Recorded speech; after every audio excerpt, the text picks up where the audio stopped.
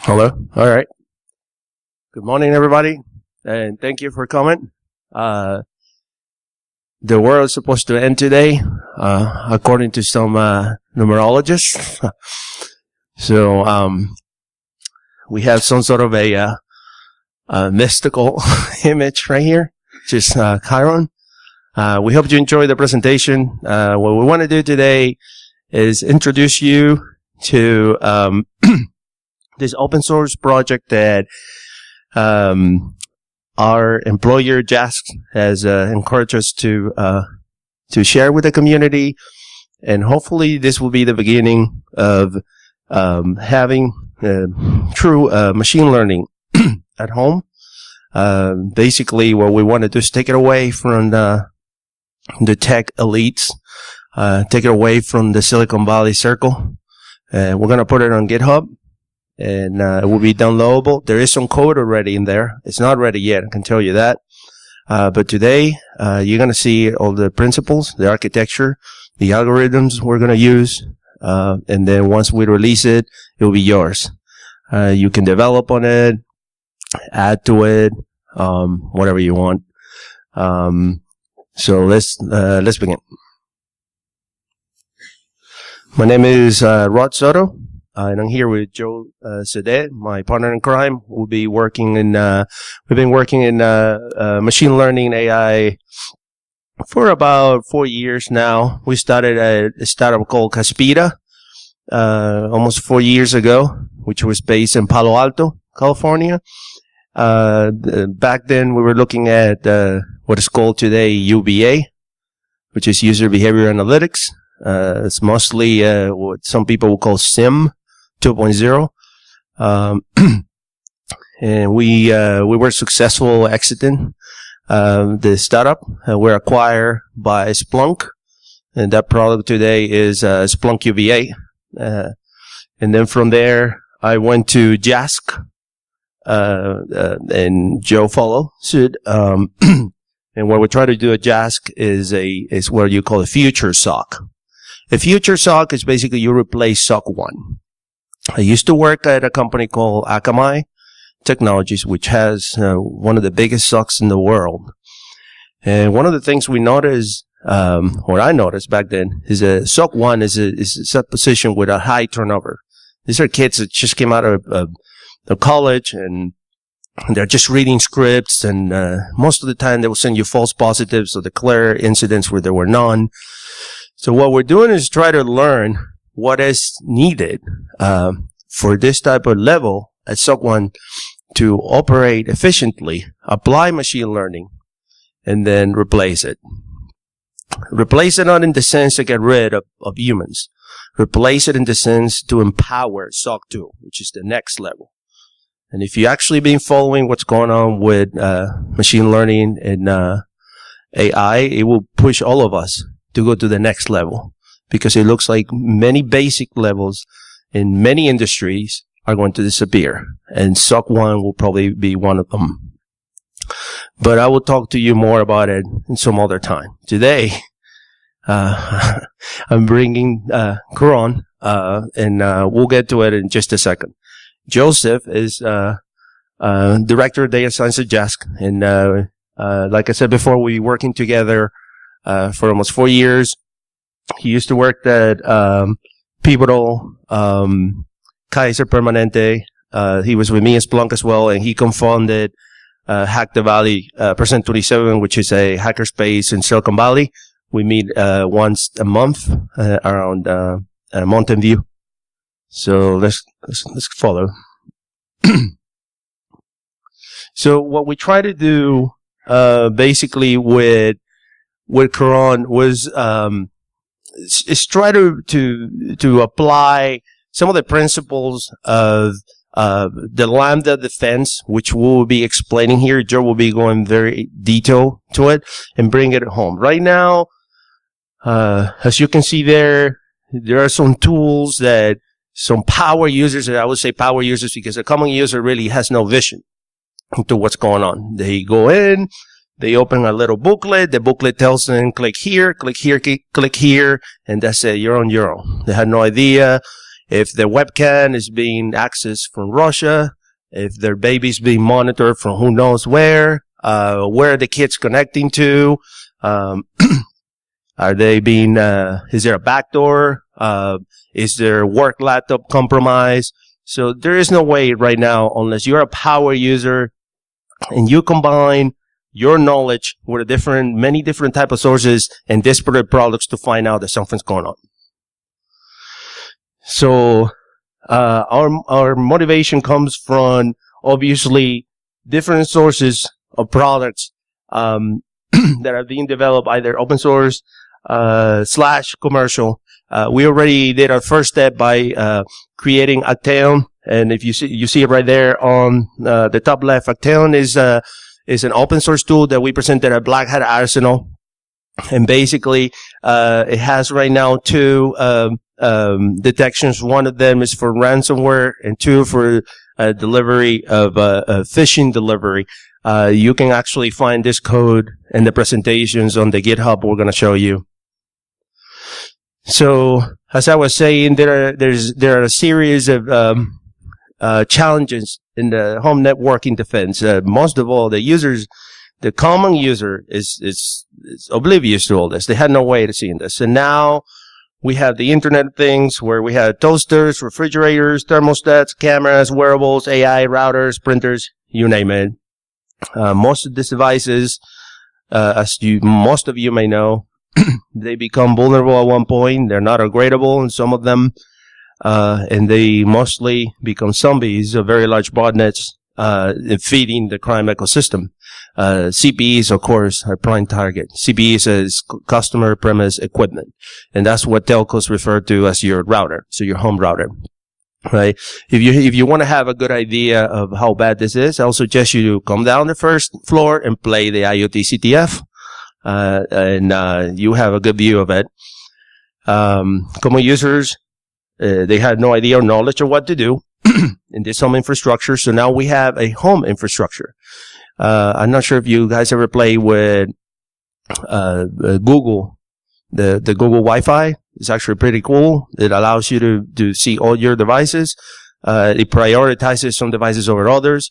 There's also some, I believe it's Netgear Nighthawk, which is a gaming router, excellent router. And I actually, what I ended up doing in my home is I ended up building 3 Wi-Fi networks, one for IoTs, one for my lab, and one for what I don't want you to see. So these devices by themselves are very fragile. Even if some of them, if you're trying to scan them, you're going to have to reboot them. Sometimes, let's say if you have, I don't know, you probably have, for example, Fire Sticks. I'm telling you, put the Fire Stick, I have 3 of them. Put the 3 Fire Sticks and start talking to Google Home, and watch a couple of movies. I promise you, it will collapse. They'll slow down. You have to reboot them. So this is just an example of how fragile these devices are.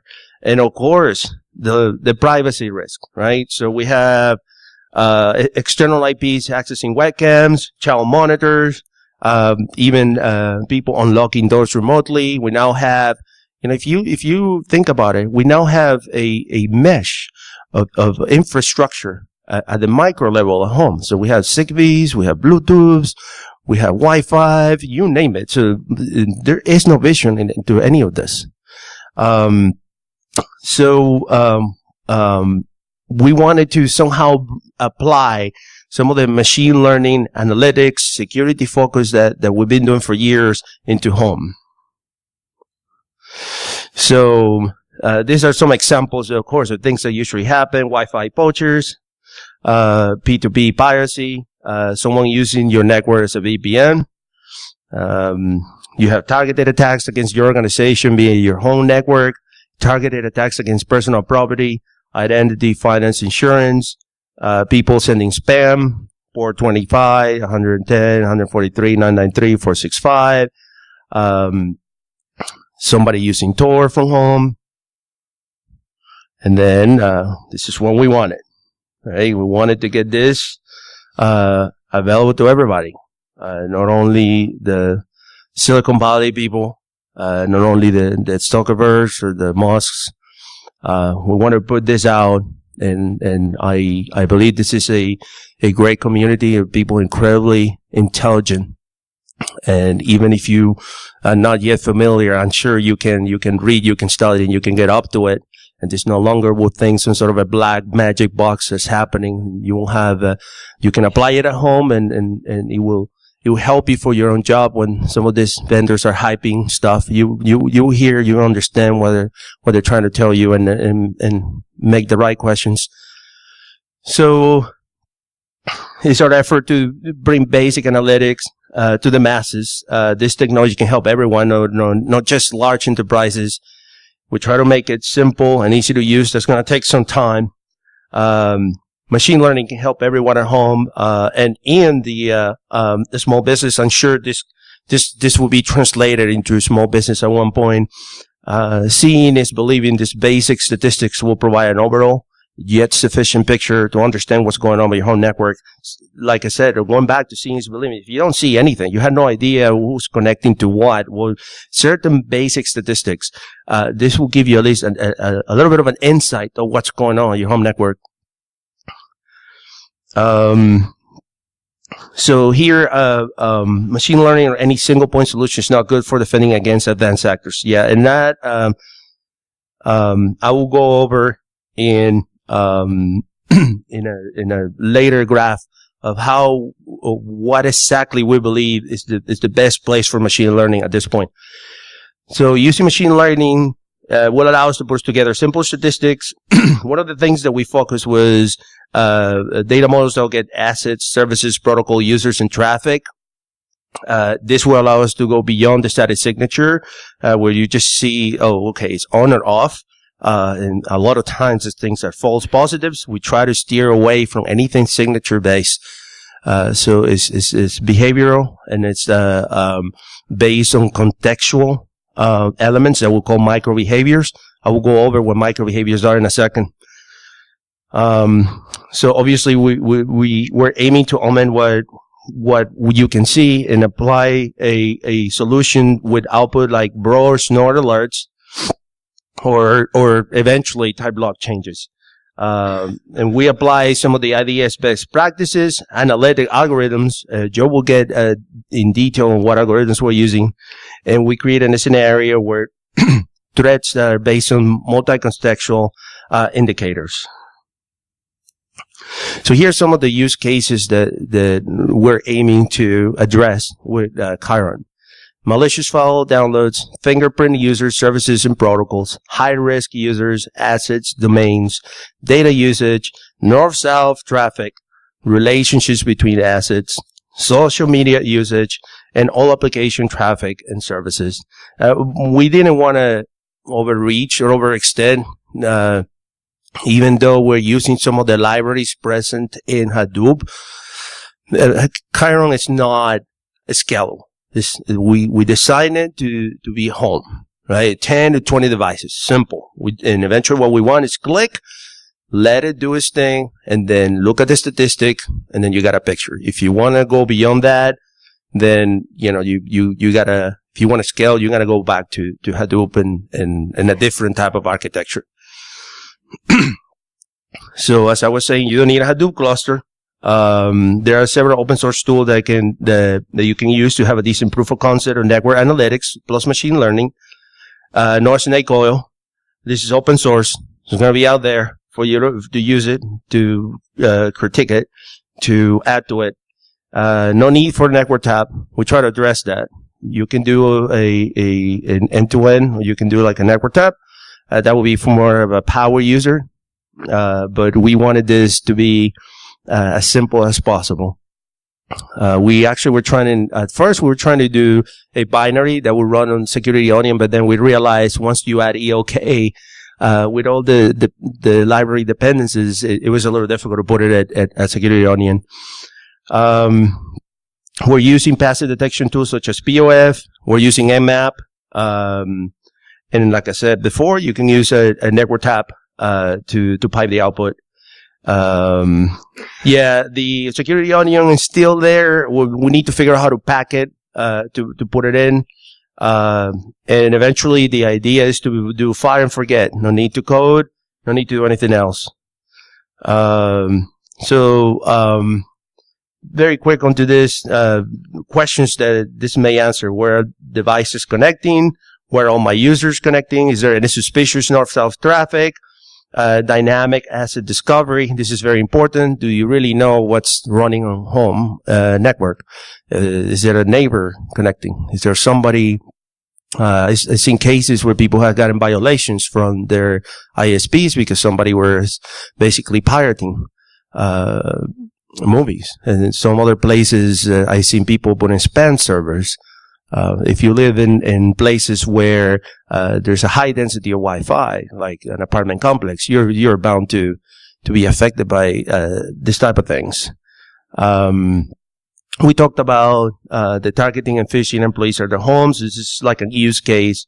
And IoTs are big leakers of private info, unpatched, vulnerable, and they present a significant risk. So 3 basic tasks that we want to achieve. Perform basic discovery and analytics of home network assets, IoTs, workstation, laptops, servers, and routers. Fingerprint users, services, and protocols. And then apply analytics to users and devices. Average session length, for example, traffic and sites that were visited. The tool, here's the code. Where it's going to be the ISO. That's the VM.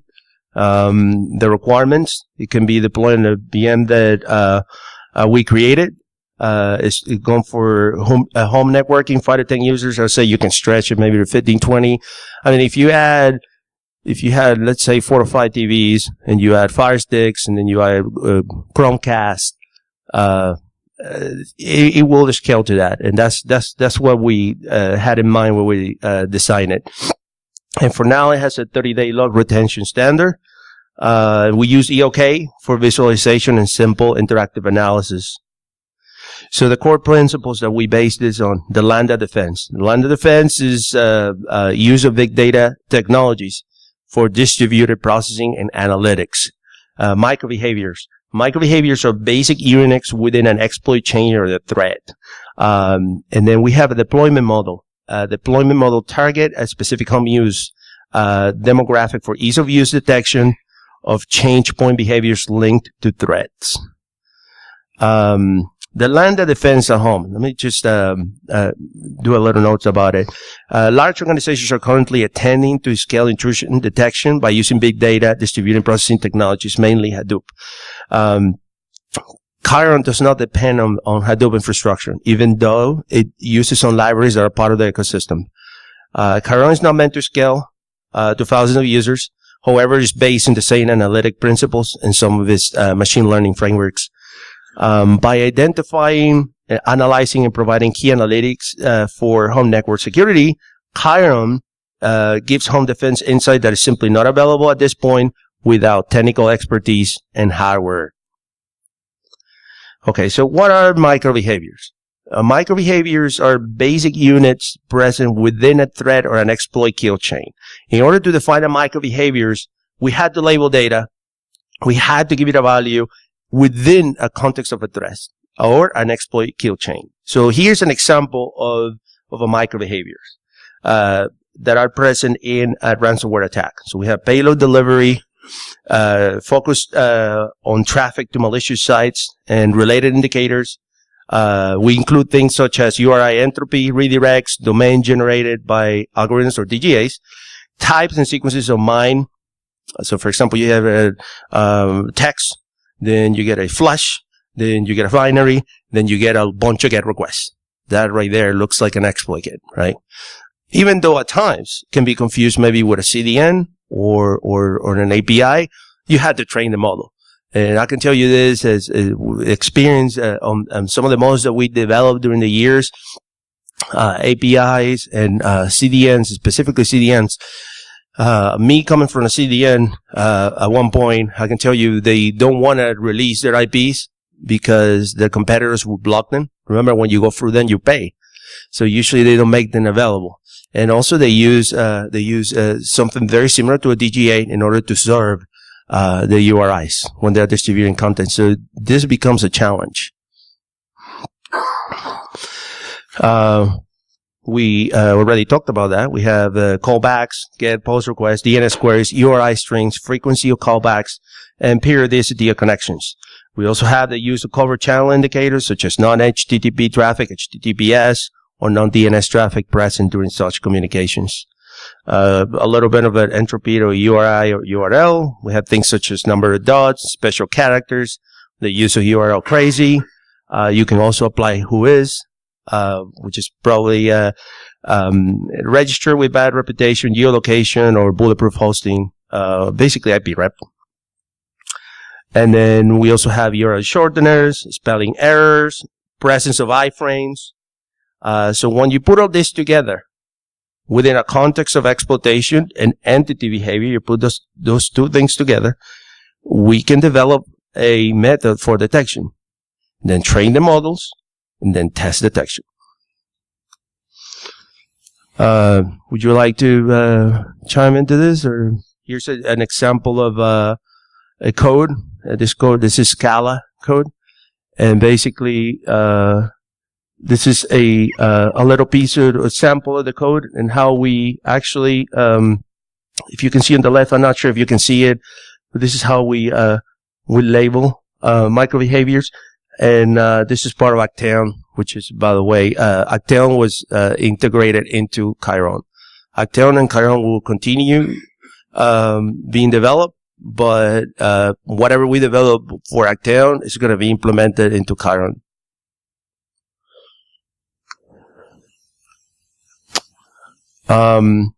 So we're trying to scale OPSEC to the home environment. There are some tools. Here's an interesting presentation of DEFCON 17, asymmetric defense, how to fight off the NSA red team with 5 people or less.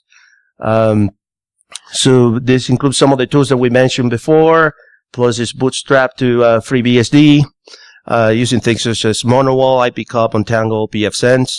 Many of you probably have pfSense already at home. I looked at it as well. But the goal of this is to make this type of techniques easier to adopt for non-power users. So, okay, so here's how CHIRON learned, and I'm gonna have Joe go from here. All right, thanks, Rod. Hey, my name's Joe. I'm sort of one of the data scientists on that's been working with Rod basically on just a lot of different open source projects over the years, where we really try to, like, part of the goal in any of these projects we're doing with the community is just to, like, demystify some of the buzzwords. Particularly machine learning is kind of thrown around a lot, and in the context of, like, adversarial modeling, kind of just any type of software automation where we really have to determine kind of when an attacker has sort of leveraged some type of new technique, and how we sort of adapt to this technique. This is sort of like a corner case for kind of software engineering in general, and typically like when we see these problems solved at scale for like a large, like Fortune 10s will kind of go through sort of this sort of thought process we'll talk about in a second, and really design these solutions.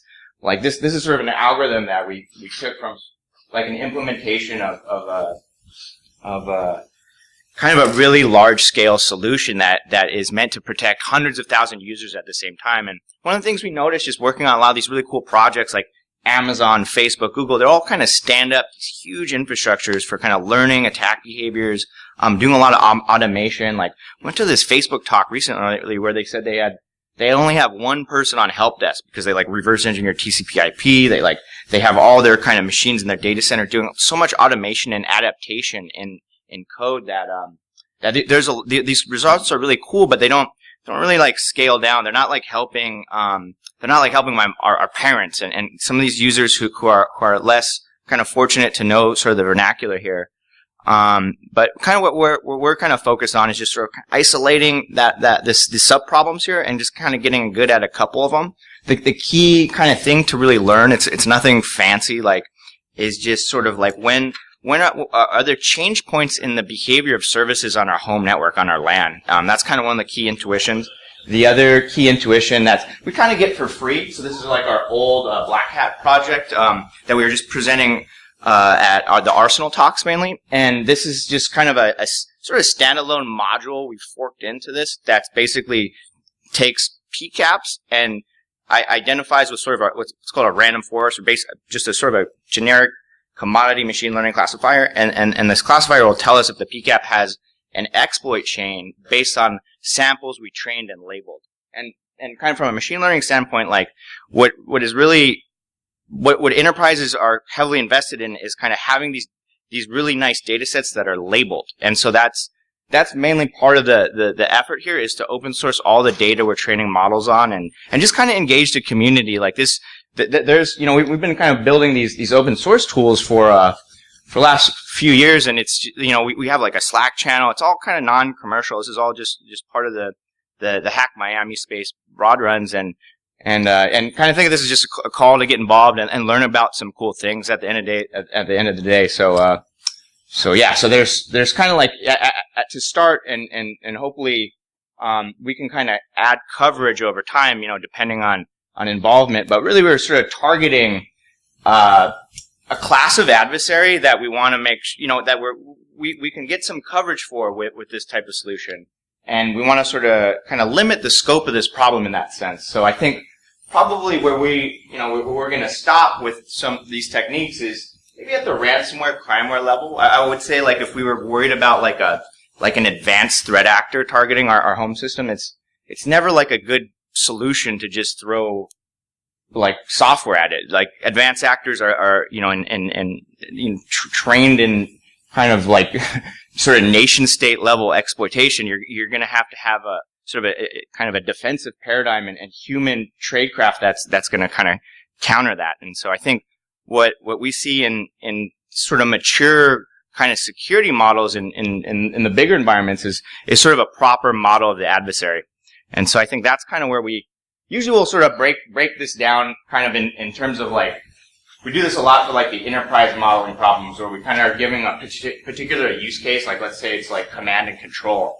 And kind of what we try to like this is kind of like my sort of almost like a gauge of security maturity when I'm talking to a customer particularly, is like how sort of kind of premeditated is their idea of like an adversary class overlaid on top of like what they're defending. And so kind of part of like one axis is sort of our threat surface, like what is all the things we got to worry about, and the other axis is like what are the threat actors that are targeting that threat surface.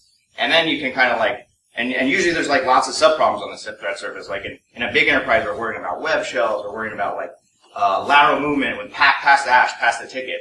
And so typically what we try to do is sort of sprinkle some different, like, kind of at the different layers of the adversary model, just different techniques or different detection paradigms. And I know Rod sort of mentioned something about rules. I think one of the things that's really important to note here is that we don't want to throw anything away that we're already good at. And so usually what we'll kind of apply from a point solution perspective is at the first layer, like the script kiddies or people who are kind of just in a more opportunistic, kind of like low sophistication of attack, we can leverage kind of basic data, like change point detection on, did we just discover some new services being, fingerprinted in sort of our land space, or were there any hits from Snort, Bro, or Circata, and just kind of like graph baselines of traffic, which we'll kind of visualize in a second.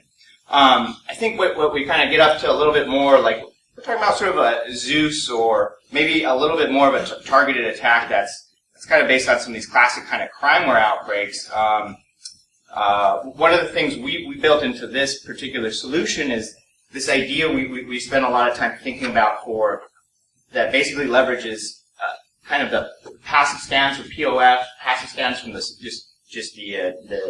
network tap itself, and building some data around the context of all the devices running in our network, and what is sort of their typical application profiles. This kind of will let us really kind of target when our network routers start behaving out of band. And basically, we've used the same technique to detect web shells in the enterprise. So I think that's one of the key insights here is sort of these are kind of like, I probably could have done a little bit better with this slide. I mean, not all these things are kind of leveraging machine learning. I think we have sort of kind of machine learning here, which is sort of the Action piece I'll talk about in a second. And then a lot of other just kind of basic statistics and more like architecturing the right data flows.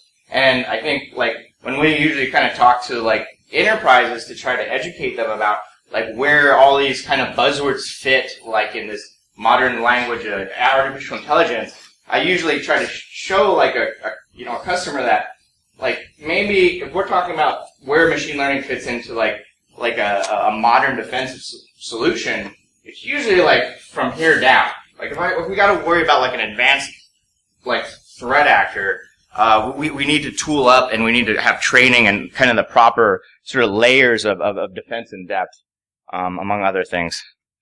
And so kind of just to go back to like how do we do sort of this little piece of the web trail detection? I'll show you the kind of the visualization. We didn't really have Kibana in the place we wanted to kind of show you the outputs of the screenshots itself, so we're kind of doing some offline graphing just with like Python libraries and stuff like that. But the key insight here is like to have enough, like basically our data flows and the things we're collecting with our sort of the CHIRON IDS is sort of a collection of log samples that we're sort of deriving this pictures. That's what we mean by sort of dynamic asset discovery. So we want to see like, okay, well, what is my cell phone? Like, what does this thing normally do? And how often does my cell phone talk to like, my PC? Or how often does a cell phone talk to another cell phone? Or, just kind of building this asset graph.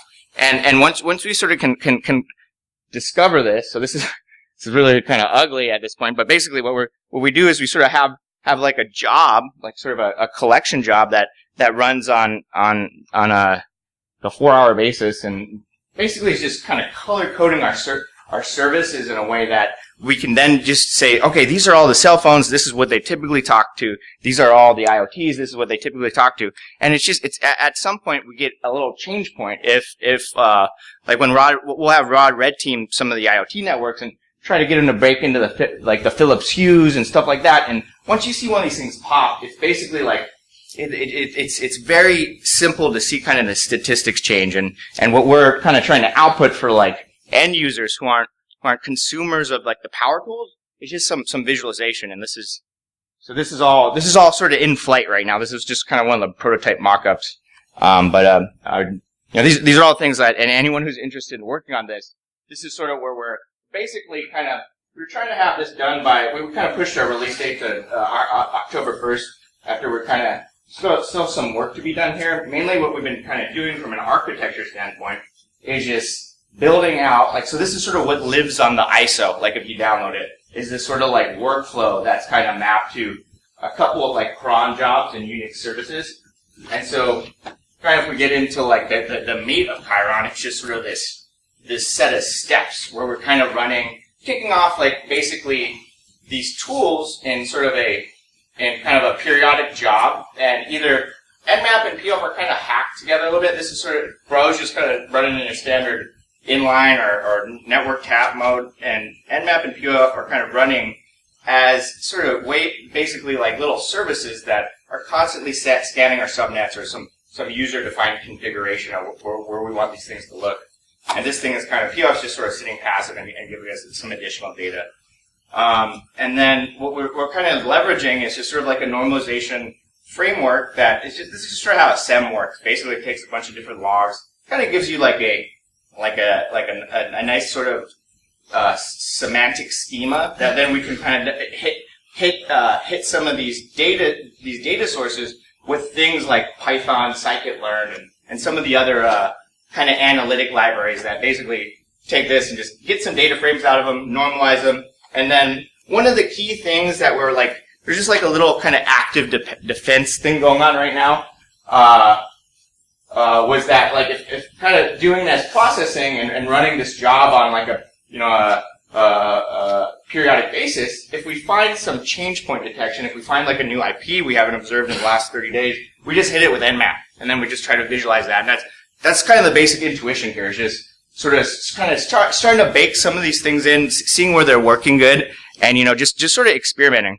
And then there's kind of like a lot of detail here. This is mainly like the stuff we've been I mean, this is sort of totally community driven. So like right now it's basically our weekends where we're kind of writing this and just kind of using it, like working through this architecture as a kind of a skunkworks project.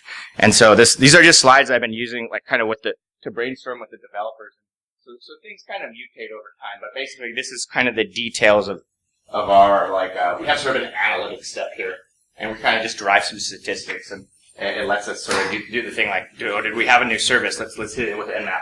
And then one other thing we get for free, this is kind of where I'll go, and this is sort of where some of the cool kind of machine learning comes in, and this is just meant, originally when we kind of published this tool, the Axion, this is just sort of meant to be a teaching tool more about kind of these general broad topics of how do we label data, what's a good use case for machine learning and security. And so we kind of forked it. This was originally a standalone tool that was meant to do some other automation. Originally, when this tool kind of hooks into PCAPs or bro data frames, and what it's going to do is it's going to tell you if it detects an exploit or not in the traffic. Originally, it was designed to take action in Active Directory. So the original Axion code actually ties into it generates a group policy object, and it'll push policies to your domain as a kind of based on IOCs it sees from kind of this sort of workflow here. And so we kind of disabled that functionality essentially. There's no sort of Active Directory integration with this use case anymore. I think kind of like, I mean, so I've been going to like DEF CON, the first DEF CON I attended was DEF CON 9 in Alexis Park, and there was, I think it was like right around then, I was trying to find the reference, but one of the coolest talks I saw like a long time ago, I mean, this is sort of a different era of security, but these guys were just talking about these old kind of, like old passive, like old espionage tricks, basically. And one of the things they would do, was like when they were just talking about generic eavesdropping. I mean, this was sort of like in the late 90s, so I don't think the proliferation of wireless had happened as much, but basically back then what they would do is they would take like a Cat5 and they would not terminate, they would only terminate receive but not transmit. And so you get this really nice sort of passive kind of interface that is really hard to target. You know, I don't think we need to kind of do that in our V1, but we're just sort of thinking about kind of the next ways to sort of roll out a little bit more of a kind of like a honeypot style architecture where we might have like a trap and then a shadow IDS or something. We did all so that was one thing I like working on, kind of the architecture of kind of making this more lightweight and having at least of a detection footprint as possible. So that was one thing we're kind of scoping in the short term for the next kind of integration. The other thing we really wanted to do, we just didn't get to, and this is kind of one of our other metrics for kind of security maturity in a large organization, is given a network flow, given like a perimeter piece of evidence, like a proxy log or a net flow, how easy is it for the SOC analyst to go from that flow back to a process on an endpoint? Typically, that's pretty challenging in your like mid-range Fortune 500. But what we can kind of do is bootstrap that. Like, so there's smart shops like Facebook, Amazon, they're kind of integrating this with sort of like automation tools and really getting that visibility or kind of tying into Carbon Black or some of these endpoint tools to say like, okay, I have all this information, about like the use case we heard that was really interesting was like, it was sort of a really large financial institution. So what they were doing is they had been compromised by a threat actor who spent the time to reverse the connection to Gmail, and so they're getting C2 over Gmail, and it was going through all their point solutions, all the call alters, because it was whitelisted. And the way they found it was kind of like this OS query principle where they basically crowdsourced the checksum of every version of Internet Explorer in their entire environment. And it turned out that, like, if you kind of just do basic frequency statistics of the process, the MD5s of the binary associated to Internet Explorer or just any of the browsers, you'd see like 30% of all users had this binary, 15% of all users had this binary, and there was one user who had a binary that had never been seen by any other user, that any other person in the entire environment, that was like doing C2 over Gmail. And so those are kind of like the those are sort of the nice kind of data-driven results that are more about like just kind of finding some of these use cases. And OS Query is a really cool tool for that. I think that's one of the things I really love working on in general. Like it's just a fun kind of project to integrate and learn more about. So yeah, we have sort of a lot of kind of like roadmap ideas and stuff, and just come talk to us afterward if you really kind of just want to get involved. And then just kind of the last sort of little piece of machine learning here is the kind of just to give you a sense of like what we integrated for mainly like a standalone like supervised learning classifier. And so this is kind of an end-to-end classic case of having data that's labeled that we kind of created from our own sort of security tools, both attack data and benign data. And this is basically the piece of Action that's it's more just like a proof of concept at this point, but this is the piece of Action that's really focused on the delivery of an initial exploit, or even when a user clicks on like a phishing link, this is kind of where we're like we're not throwing rules away, we're just sort of augmenting it. And I would say it's more just a proof of concept.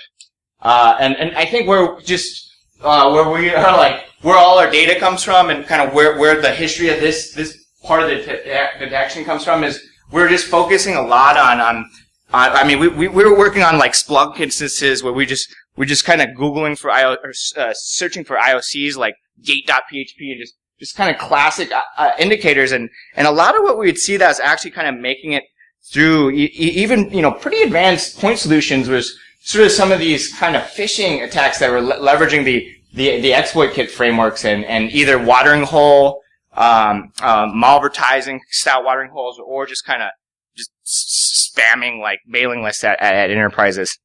And kind of if we just sort of walk through the anatomy of these things, like for instance, we saw if we see sort of like an email phishing campaign, what kind of happens is there's sort of this sequence of behaviors that's really important to sort of like just study if we're trying to build a detection for this. And the sequence is kind of like, in some senses, is captured. Rod already hit on this by the sort of the evolving MIME types in close time range. And so, like, if we kind of think back to the initial user sort of going to a sort of a staging area where the link they clicked on a link from an email. To the next step in the sort of the exploit kit kind of paradigm is it's just looking for a vulnerable service. This is where you will see like a MIME type. Typically, this MIME type will be like text HTML. The next one is going to be kind of like a probe for like a vulnerable version of Flash. You see Silverlight. Just a few sort of the common web applications where you can see potential exploits being delivered. And if one of these versions of Java or Flash is actually vulnerable running on the system, we'll see a payload which is usually a binary octet or something that looks like this. So just pull the data out of here. So basically, kind of what we're seeing here is sort of like a malicious ad kind of that's being served by some sort of benign kind of website like Forbes. And what happens is that redirect will send a user to kind of the actual kind of the exploit kit infrastructure, where sometimes the exploit kits fail is at this step. So if there's not a kind of vulnerable version on the host that's being targeted, you won't see kind of the payload in the next step. But this is sort of one we curated, so we kind of see the full exploit chain. So redirect, Flash exploit, and then the payloads being delivered. And for ransomware, so we were kind of when we were sort of originally spending a lot of time looking at these sort of the delivery of ransomware and stuff. What's interesting about kind of ransomware and the changes in sort of the overall like just like common behaviors associated with some of these exploits is that there's oftentimes no command and control when the payload is delivered for ransomware. They just encrypt and then they just wait. They don't have to do anything. But kind of what we used to do before the ransomware days was kind of get really good at detecting the rat and the covert channel that would sort of happen following this chain. But I think if you kind of read, like there's a really cool, it's really like CrowdStrike now. It's called Most Shells, Most Problems. But they're just, it's kind of like the evolution of attack behavior, especially in the advanced actors like, like if we don't catch this and there's no command and control, even in sort of the case where it's more of like it's not ransomware or something, but if it's kind of the case where we're seeing these web shells being deployed at the perimeter, and then certain teams are leveraging like in-memory malware to do kind of the next stage in the operation versus sort of these classic tools like Poison Ivy and HTrend, stuff like that. So kind of depending on what follows here, we didn't spend too much time in that. And like we really kind of spent time kind of getting a tight sort of heuristic and combination with the random forest for the intuition here, which is basically, and I think of the like 500 or 600 like exploits we were sort of studying, the longest exploit window was like a minute or a couple minutes. So we sort of have this bound on kind of what is in scope, and that's kind of what defines how we sort of limit what we're kind of like ingesting for this problem. And so this kind of the workflow for that detection is basically we sort of have step one was kind of our standalone code, so kind of the CHIRON version of this. Basically, we're sort of starting at step two, and we're basically kind of building. In machine learning, we call this a feature vector. It's synonymous with sort of sequence of micro behaviors, but basically we sort of have a sliding window. Maybe I'll just skip to this. Yeah, let me just sort of walk through the picture. Yeah, so basically kind of the steps here are kind of like if we plug into sort of what CHIRON kind of is looking at, it's basically taking this piece of the logic and then sort of taking a SQL group by approach, so it's sort of grouping by source. And so for each source, we just look now sliding a window through kind of that source's traffic, and it's just the HTTP traffic. And what we're doing is for each window, we output a sequence of features, statistics about that window. And this is kind of the data structure that's input to our, originally this was like in Spark, so this was called MLlibs, like API for random forest, but now it's a scikit-learn random forest. So it's pretty just vanilla, kind of just like you can kind of just Google Python random forest tutorial and more or less see like the implementation idea we're using. But we're basically kind of using just a step here for classifying the data we see in these sliding windows, and that's usually what we call in machine learning supervised learning, because this step this algorithm that says okay this thing is either an exploit or benign is based on data we trained the algorithm on. So there's some details there. The cool thing about this is it's all this is kind of really well documented. So if any of you guys are interested, kind of just there's sort of a sister repo for this, and all these prezis will be kind of landed. Like we have all the documentation in the repo too, like all our old PDFs and slides and stuff. So I think there's sort of good documentation here. And just kind of to like hit on maybe the last couple minutes, or just sort of like an anecdote on like we use this a lot just to talk about kind of like what's really happening, what's going on under the hood. And I think one of the goals was there's a lot of buzzwords around machine learning for security is like you definitely want to think about it as the as kind of like just a tool that maybe is good at some of the sub problems we encounter, but there's a brittleness, especially if we're engineers, like engineering this stuff, like engineering learning and engineering software to adapt is super complicated. Like our evolution's given our wetware the ability to adapt to adversaries, and we're sort of good at it, but like it's taken I think billions of years for our own kind of internal hardware and wetware to really evolve to a point that we have enough context to adapt to a capable adversary. But anyway, so kind of just one last thing to sort of walk you through in general, just to take away on kind of hopefully like demystifying some of the black box stuff in machine learning. So like really what happens in these algorithms when we take something like random forest, when we take any classifier, any machine learning library, what we're kind of doing in some ways, we're sort of taking a really smart hash of the data. So there's this concept like in like academic literature, it's called VC dimension, but it really means like whenever we learn something, we're really kind of compressing it. And kind of let's sort of like see what that kind of means visually. So what I'm going to kind of do right now is just train sort of the simplest type of machine learning model possible. It's a linear model. You might have done this, like, you can even do this in Excel. You basically are just fitting a line to some sort of data points that we think are predictive. And so in this case, what we're going to do, this is just like extracted from R, like this library for just kind of doing real quick statistical modeling. That's free. And what we're doing, so they have a built-in data set about cars. This R library has a function called linear model. And so what we're saying with kind of this model is that the data in my data set, there's a column, miles per gallon. This is sort of the thing we want to predict. Well, we're saying there's a hypothesis here that basically miles per gallon is some sort of has some linear relationship to weight, displacement, and cylinder number. And each row is kind of the statistics for a particular model of car. And so, I mean, this is sort of like a benign example, but I just kind of want to show you like what happens when you actually go through all this engineering, go through all the code. What is that? What is the output of this model? Well, it's a set of coefficients that describe our original data set. So there's actually like a major compression, and this is happening like in CHIRON. This is happening in any application. It's happening in our brain. Like it happens like when we learn things. That's why when I need to react to something after the first time I've learned it, I'm kind of looking at like a hash of the memory. And so this itself is brittle from a software engineering standpoint. So that's one of the takeaways here is that anytime you're doing machine learning, you're actually compressing the data.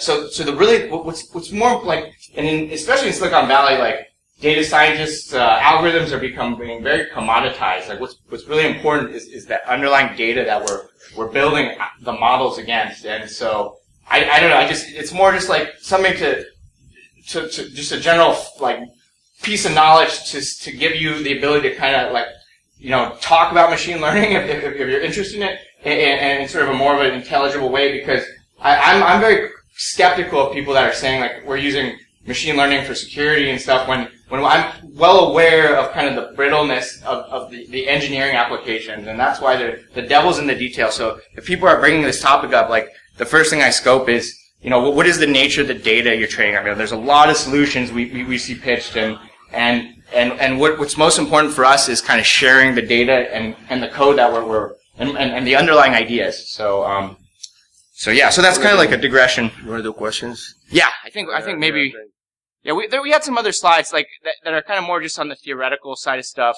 Like Rod mentioned this thing called the lambda defense. This is from like a machine learning paper that basically is kind of a high level pattern for modeling any kind of adversarial situation that kind of scales to like hundreds of thousands of users. If anyone's interested in any of these kind of things we just touched on, this is another sort of underlying principle that's kind of sort of manifests in a little bit of the architecture and stuff. But just all this stuff is kind of in our GitHub. Try to find the links. Yeah. Yeah. Yeah. So and then maybe just questions. Yeah. Go ahead. So you talked about using windowing in your future lecture. How do you handle do you overlap in windowing? Yeah, it's kind of hacky right now. Like we could have used like more of like a proper sequential learning model, but what we really do, so we sort of slide a window. We just naive. It's as naive as possible. Basically, it's kind of embarrassingly simple. For each kind of like you fix a window length and then you just slide it one row at a time. If we detect anything interesting in that window, like part of what we're doing as a hack for the features is like if we go to, let me just find this picture real quick. Oops. Did I lose it? Yeah, we sort of had this slide with like our micro behaviors. This is kind of like describes. This is sort of like a configuration file that I was using. And part of these micro behaviors, I don't know if they're going to show up big enough. Yeah, so part of the hack here is kind of like, or just kind of like getting this sort of as a lightweight computation, easily to experiment with, is overlaying as features like the number of times, in that window, how many timestamp differences or deltas of the timestamps in the window are less than a certain number of seconds. And so we overlay a lot of sequential statistics within a window that kind of gives the algorithm some insight to learn those sequential patterns. Yes, sir. Assuming this finds a bad behavior, how does it communicate to the family or the home, or how does it express that there's a problem? Yeah, Right. and so that's kind of the last step where we were sort of I kind of dropped the ball on having screenshots here. So part of what's kind of important about what we want to make this as easy as possible for someone who's not a power user to use is basically kind of showing alarms or reports in Kibana to start. That's one way we kind of started to scope it, is just sort of have this top end list and say, like, for this day, this is a malicious payload. Originally, this was taking action. Right now, we're just surfacing it as like a UI output. But totally open to sort of discussion and like how, like one of the other things we do is sort of kick off additional context through like scans and stuff, but we're not really taking like an upstream action other than trying to enrich context. So hook into a nest. Just make a fire alarm go off. Yeah, That's a good idea. That's a great idea, actually. Star Trek, the bridge sound. Or they will, like, the hues will flash or something, yeah. Yes, sir. What's it do for SSL? We don't terminate SSL right now, so that's kind of one of the things that's tricky. And I think, encrypted traffic, like when we scope a large environment, 50% of all the traffic is encrypted, and if they're not, I mean, most shops will, like, when they're dealing like with kind of multinational sort of cases, like, we will run into like compliance issues when we try to terminate SSL, and it becomes super tricky. We may use Flow for it. Yeah. Mm-hmm. Yes, sir. Here you go. Okay. Is the goal to make this more of a framework or more of a tool? I.e., is this more going to be so that the analytics side currently using Grow, Nmap, and POF to be able to whatever particular implementation you're using in your network, tie it into this, and then it handles the machine learning side of it? Or is it designed more to be as a machine learning in and of itself? Yeah, it's meant to sort of be like kind of standalone in the sense that as long as you spin the ISO up, like, and kind of like either just taking like a tap or sitting in line, basically it's gonna generate all the data based off that tap, and so you're going to you're really going to kind of get all of the machine learning and all this stuff for free once you sort of deployed it in the right way. But that's why. So we kind of had to make hard choices on some of the initial like tools that are giving us the log data. But it's going to be its own ingestion point, Yeah. rather than being able to plug in your own. Yeah, Right. exactly. Hey. So, what would be missing if I, instead of doing this in my home network, I threw this into an ICS environment? Well, I think one of the things we were thinking about a lot was just the IoTs, like. It's generic. Yeah, like, Right. would there be, but would you have. New ports, traffic flows, abnormalities. Like, I just don't see anything here that tells me, other than attack patterns, I don't see anything here that doesn't say, well, I should just have this go monitor my ICS environment.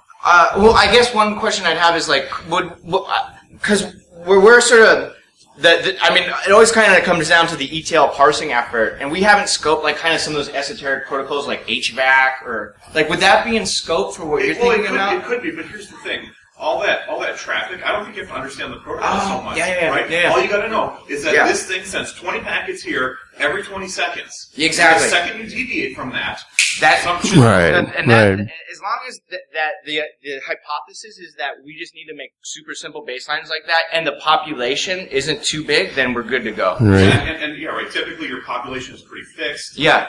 Like stuff in this environment is not designed to change a lot. Right. Yeah, and it's all usually just legacy. Right. That's a great point. The thing about it is, in the case of ICS, we'll have to look at how the data will be coming, because I can tell you that when we were at UBA, we had ETL NIMers. ETL also almost became like a challenge. It is doing ETL on data that you get from disparate places, and especially like the crap that comes off of these PLCs and stuff. Forget it. Yeah. Right. That's a good question. I think we can just sort of avoid it. We'll take a look at it, but yeah, that's a great point. Thank you. Yes, sir. Are you targeting, is it basically the same level of security onion is at this point, or are you targeting? We want to make it as usable as Security Onion. You just spin the ISO. You're going to have to spin it on some sort of a hypervisor, and then use it from there.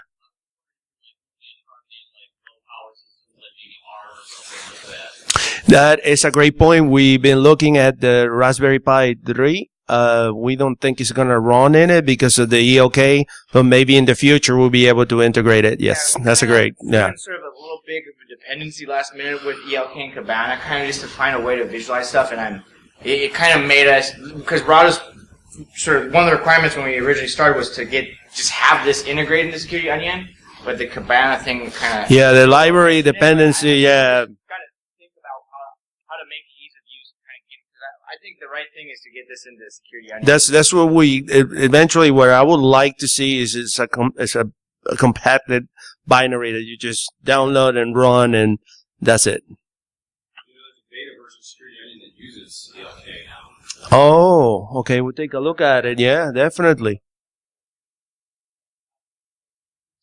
Okay, cool.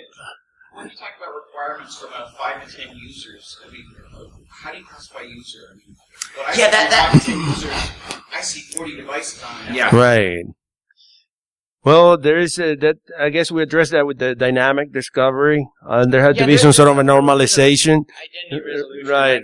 Ideally, we will kind of take like Max as first class citizens. That's not really like working as planned. So it's kind of I think if we. I was trying to think where we were seeing the usernames in the Bro module.